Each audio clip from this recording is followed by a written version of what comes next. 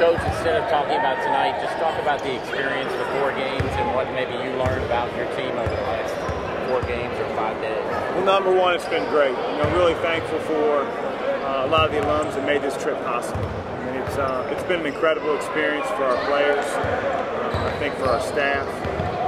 It really went into it, Tom, with 2 purposes in mind. Number one, become a closer team. Knock on wood, no injuries, and that's exactly what happened.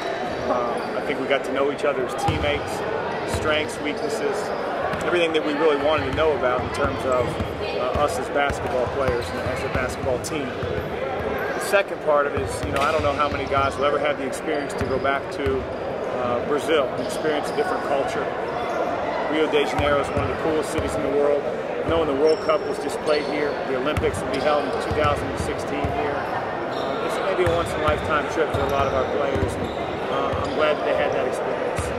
It's interesting that you got a chance to see some highlights like the Christ the Redeemer statue and some of the other tourist sites. One of the things that the guys talked about was how excited they were and how much fun they had this morning working with the underprivileged kids with the clinic.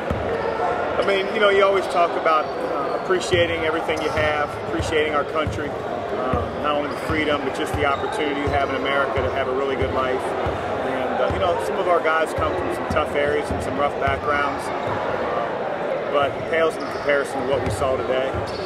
To know that there are over 1 million people that live in such a dense area, no running water, some of the kids, it's just, it's incredibly sad, but it was really uplifting. It was great to see the smiles on the kids' faces at the local community center that we put on the clinic for. So again, that's another memory I think our players will carry with them for the rest of their life. Thanks, Coach. Yeah.